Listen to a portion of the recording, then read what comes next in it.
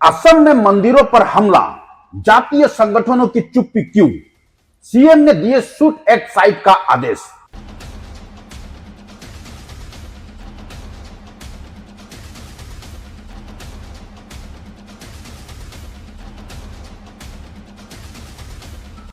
असम की शांति को कौन चुनौती दे रहा है?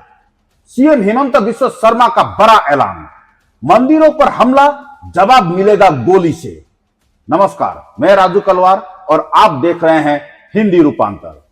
असम जो सांस्कृतिक समरसता और विविधता का प्रतीक माना जाता है, आज एक भयानक सवाल से जूझ रहा है। असम के धुबरी में मंदिरों को निशाना कौन बना रहा है?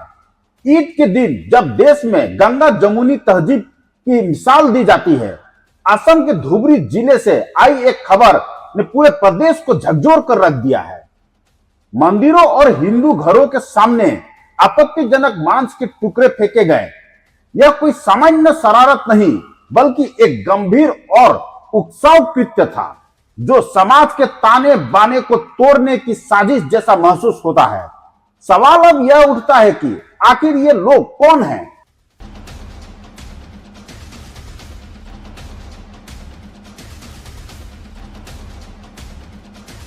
मुख्यमंत्री हेमंत बिस्वा शर्मा ने बेहद स्पष्ट शब्दों में कहा कि असम की शांति से खेलने वालों को अब जवाब गोली से मिलेगा।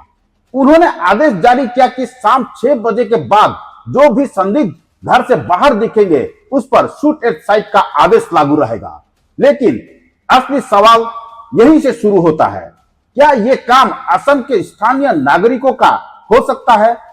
क्या भारत के मुसलमान इस तरह की घिनौनी साजिश में शामिल हो सकते हैं? बहुसंख्यक लोग इस बात से इत्तेफाक रखते हैं कि भारत का आम मुसलमान ऐसा नहीं कर सकता। तो फिर ये लोग कौन हैं? इसका जवाब असम के भूगोल और इतिहास में छिपा है, बांग्लादेशी घुसपैठियों के रूप में। इन बांग्लादेशी घुसपैठियों का मकसद क्या है? ऐसा माना जा रहा है कि ये घटनाएं असम की पहचान, उसकी संस्कृति और सनातन परंपरा को चोट पहुंचाने के लिए जानबूझकर की जा रही है।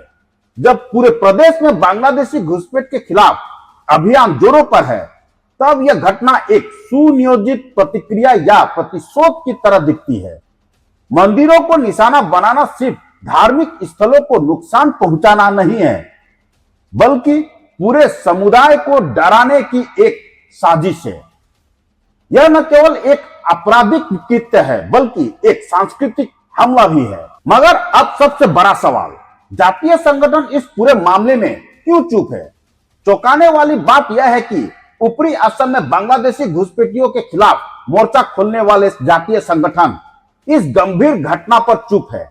जब जोरहाट में ऐसे ही संगठन जोरदार आंदोलन कर रहे थे, तब धुबरी की घटना पर उनकी खामोशी कई सवाल खड़े करती है। क्या उनका गुस्सा सिर्फ सीमित क्षेत्रों और कुछ खास लोगों के लिए है? क्या निचले असम के हिंदुओं की सुरक्षा और अस्मिता उनकी प्राथमिकता नहीं है? यहां पर सीएम शर्मा की तारीफ करनी होगी। सीएम शर्मा ने इस पूरे मामले में कड़ा रुख अपना रखा है। सीएम शर्मा ने साफ तौर पर कहा है कि सनातन विरोधियों को बख्शा नहीं जाएगा। मुख्यमंत्री ने साफ कर दिया है कि यह सिर्फ कानून व्यवस्था का मामला नहीं है, बल्कि असम की आत्मा पर हमला है।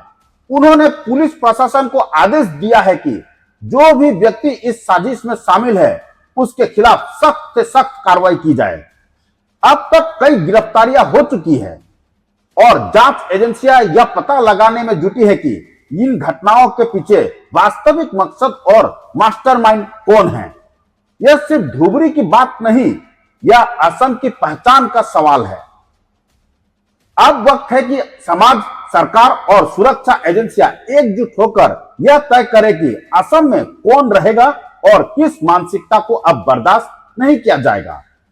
धुबरी की घटना सिर्फ एक चेतावनी है। अगर समय रहते नहीं संभले तो ऐसी घटनाएं पूरे राज्य में भय का वातावरण बना सकती है। असम के लोग पूछ रहे हैं, कब तक घुसपैठिए हमारे धार्मिक स्थलों का अपमान करते रहेंगे?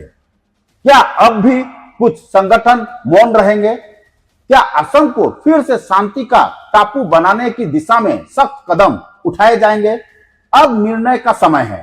शांति को बचाना है तो शांति के दुश्मनों को पहचानना और नष्ट करना ही होगा। अब असम बोलेगा, सनातन पर हुआ हमला तो दिया जाएगा बुलेट से जवाब। हमारी इस रिपोर्ट पर आपकी क्या राय है? कमेंट बॉक्स पर कमेंट करें और ऐसे ही सच्ची, सटीक और सशक्त खबरों के लिए देखते रहिए राजू कलवार के साथ हिंदी रूपांतर। धन्यवाद। ऐसी तमाम खबरों के लिए बने रहिए आपके अपने चैनल हिंदी रूपांतर में। धन्यवाद।